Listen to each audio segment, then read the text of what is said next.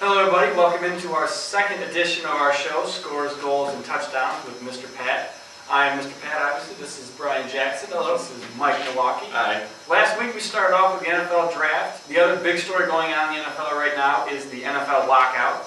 Last week we had a judge say the lockout's done. Players finally got to meet with the coaches, got to work out in their facility. A little bit later, another judge said, hold on there, lockout's back on. Now, right now, both sides are kind of picking at each other. Players want more money, owners also want more money. Also, players want a rookie wage scale, among other things. Now, I know you're for the owners on this one. Tell me your thoughts. Why are they in the right? Well, the owners are in the right because the owners are the ones spending the money.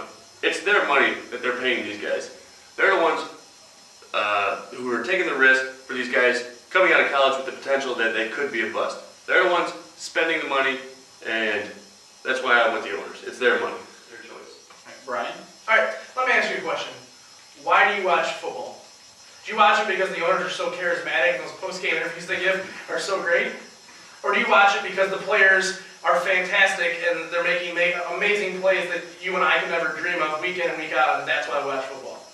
I watch it for the game, yes. You watch it for the players, exactly. And so the players are not only the reason you turn in, but the players are also taking the risk when it comes to getting hurt, and so on. So if anybody deserves, the product is the players. So if anyone deserves to get more money, it's the players.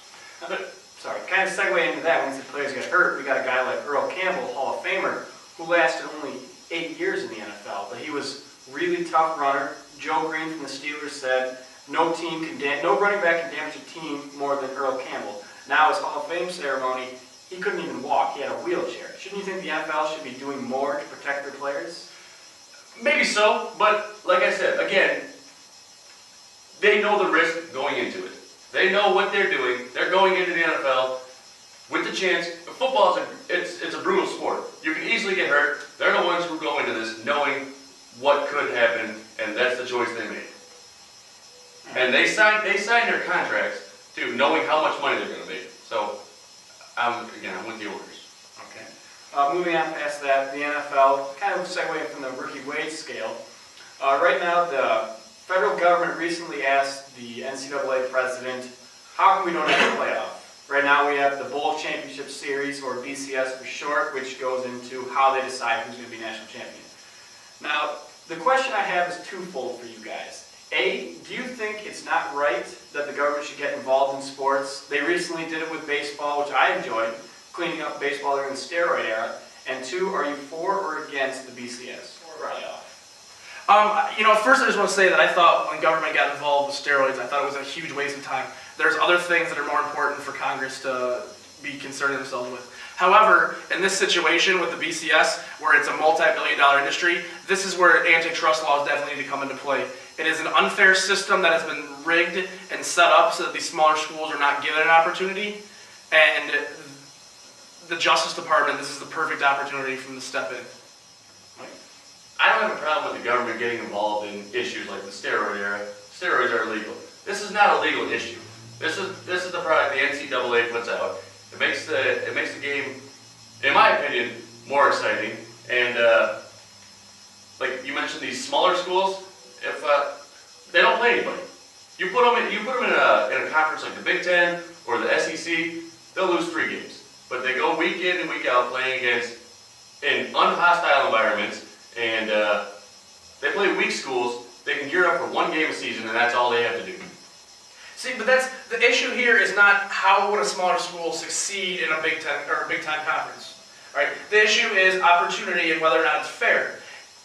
These smaller schools aren't even given an opportunity to play to show that they do belong. So these 61-member BCS schools essentially are colluding together to make it so these small schools aren't even given a chance. And when a BCS bowl is going to pay anywhere from $14 to $17 million, I believe is the last figure I saw, and a smaller school like Boise State, the best bowl they can get is probably going to pay out, $1 to $2 million.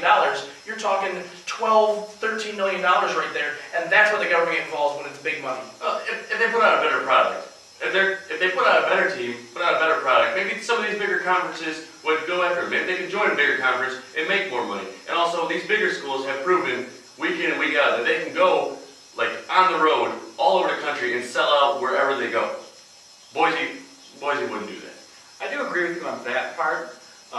Team like Ohio State, Notre Dame, Michigan, no matter where in the country, they're going to sell out. A lot of these BCS bowls don't want to take a chance on a Boise or a TCU or any of them because they're afraid that they might not sell out. However, I also think that these schools should be given a chance. Sure, they don't play in the big conferences, but they do play the big schools. Oklahoma lost to Boise. Utah went undefeated, won their BCS bowl, and then there was TCU goes on the road, well, not on the road, beats Wisconsin. Yeah, but also these players, these teams, they don't want to lose to the small schools. This system, like Wisconsin, the system sets up, it helps them out a whole lot more.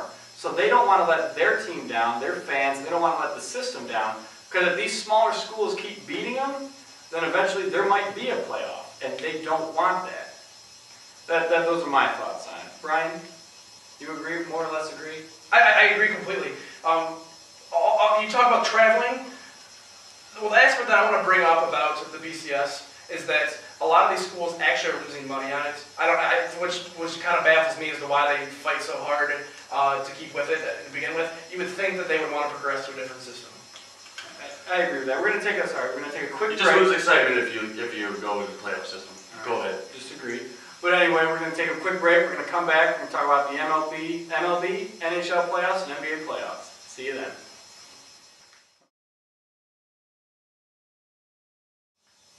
Welcome back to the second part of our show. This is where we're going to go into the NHL playoffs, NBA playoffs, and a little bit of baseball. Welcome back, Nick Anderson. Howdy. New guest, Steve Van Etten. Let's go. I guess we'll just jump right into it. We have a busy week in the NHL. The number 1 seed Caps swept by the Tampa Bay Lightning, who just continue to impress. And then we had the number two seed, the Philadelphia Flyers, just bounced out by the Boston Bruins. So that is set in stone. We still have 2 games out west to play, the 2 series. We have the Detroit Red Wings, who were down 3-0, have battled back to make it 3-2, forced Game 6 in the Joe. Now, do you see them coming back? Do you see them forcing Game 7? Regardless of Detroit winning the last 2 games, I see San Jose eking this series out, regardless of it being in Game 6 or Game 7. San Jose, they're hungry. Their path to the cup is very clear. They know what must be done. Their goalie, he's not hot, but he's not playing poorly. This might be San Jose's year. We've talked about San Jose for the last 10 years. They get really close. They win President's Trophies. They win division titles. And then they always come up short in the playoffs, kind of like the Washington Capitals. But the fact remains, I think San Jose is hungry. They want it. I think even if they lose Tuesday night in Game 6, I think that they can still go to the Western Conference Finals and win the cup. Yeah, I would tend to agree with that. I think the biggest cliche in hockey is that the goal to winning is having a hot goaltender, and I don't trust Jimmy Howard in that role. He stopped 39 shots yesterday and basically kept them in the series, but he's so schizophrenic and off and on that I would not trust him for 2 more games to have that same kind of performance. Very true. Now moving past the NHL playoffs, we go to the NBA playoffs, where we have the biggest story, the quest for the three-peat between the first team since the 2000-2002 Lakers to win 3 championships. The quest ends not with a bang, but with a whimper. The Mavs just beat up the Lakers the entire series. They couldn't stop them at all. Mavs set a record for hitting 49 of 106 three-pointers, never been done before. Now, in the NBA playoffs, especially later on when you play tougher teams that rely so heavily on the 3-ball don't usually go cold, they don't usually last. Do you think the Mavericks are for real? I do think they are for real. I think that, just like we mentioned with San Jose in the NHL playoffs, Dallas is one of those teams, they've won 50 games, almost 20 straight years it seems like.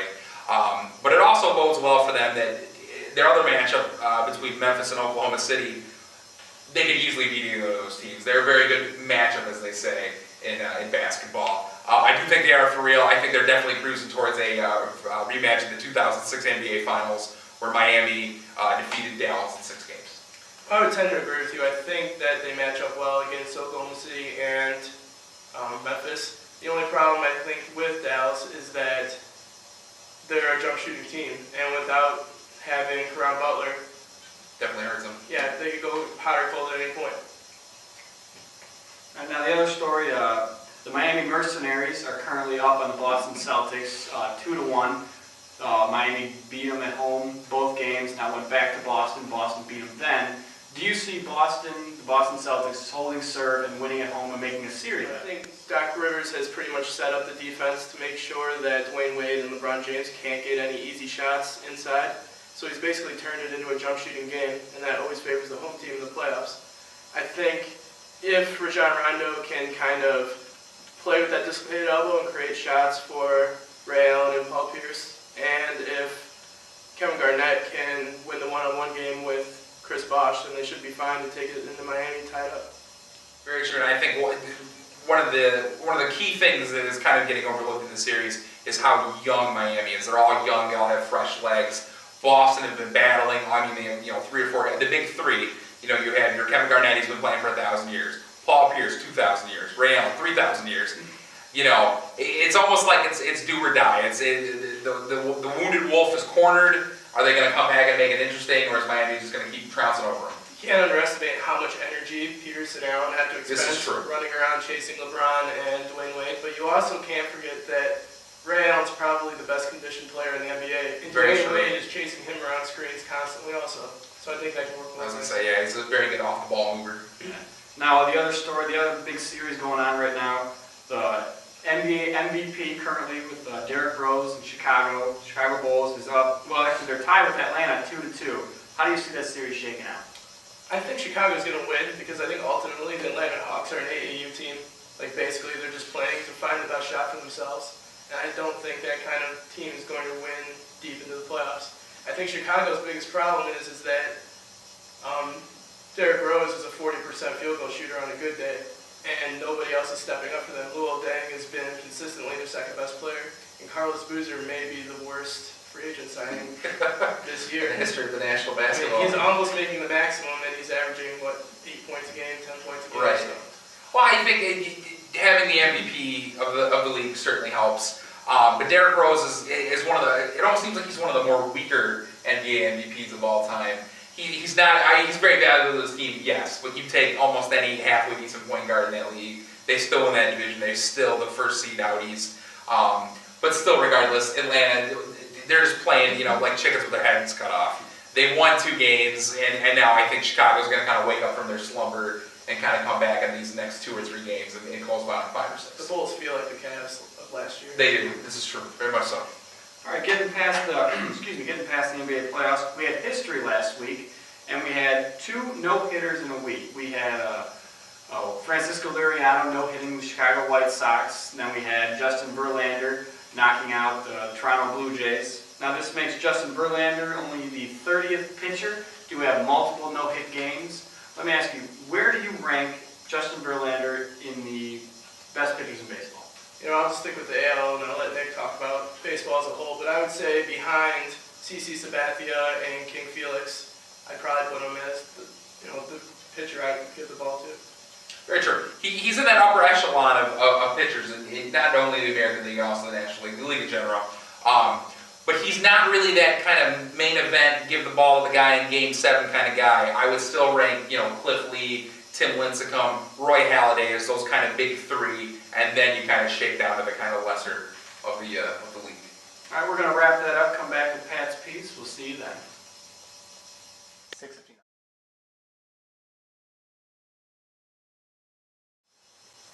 This week on Pat's piece, I want to expand on Twitter. Now, I think it's a good thing athletes are able to connect with their fans, and that's cool.